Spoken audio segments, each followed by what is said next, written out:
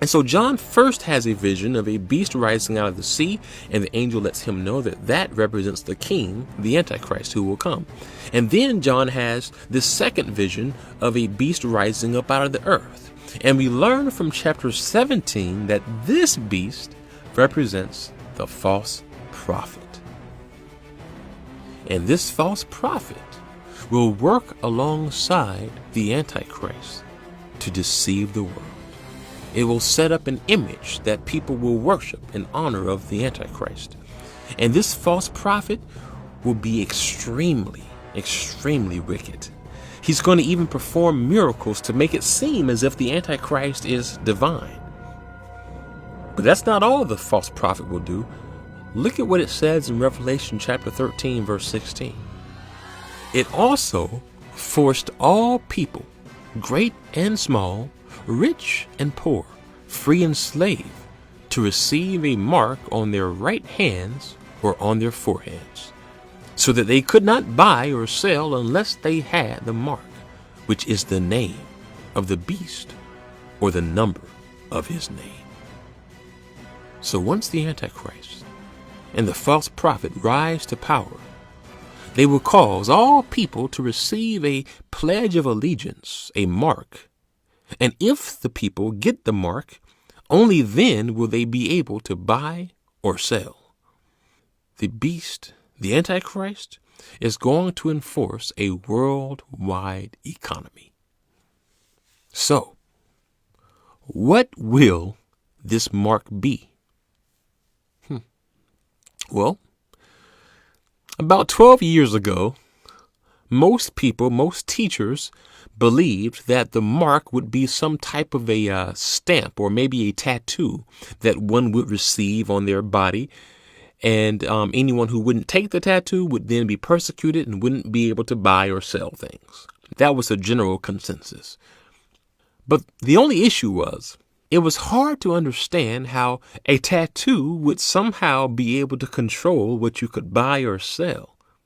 It was also hard to imagine how there could be a worldwide tracking system that could tell if you had a tattoo or some type of stamp.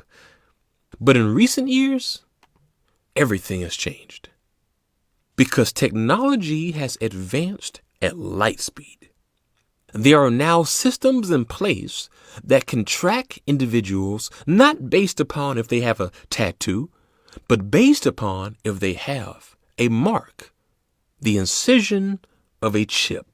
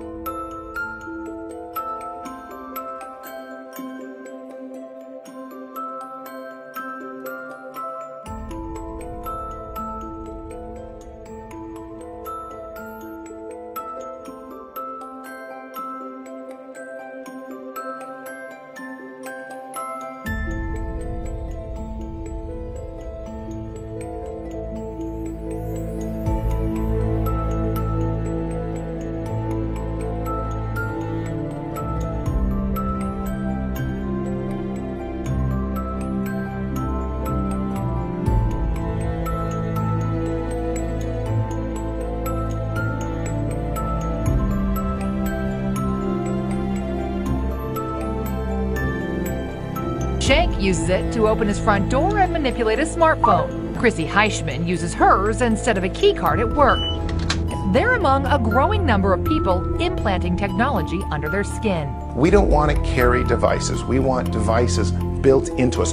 It is about the size of a grain of basmati rice. I got it. Can buy their goodies here in the break room by just using their hand. And 6 cents, guys. So the question again, as we asked you last week, are you ready to be chipped, guys? Let's send it back to you. Maybe? Yeah. I don't know. Not for a Kit Kat bar. You will be chipped. It's just a matter of time. That's what analysts and educators tell us. A microchip implanted beneath the skin gives people the same capabilities as dozens of cards and devices. Thousands in Sweden have already begun receiving the implants for easier financial transactions. Analysts say this is the future, and it's just a matter of time. The fingerprints and eye scans of every Indian in the country are being taken and collated into an online database. When complete, everyone will have a unique 12-digit identity number. It'll enable them to access India's vast and unwieldy welfare state.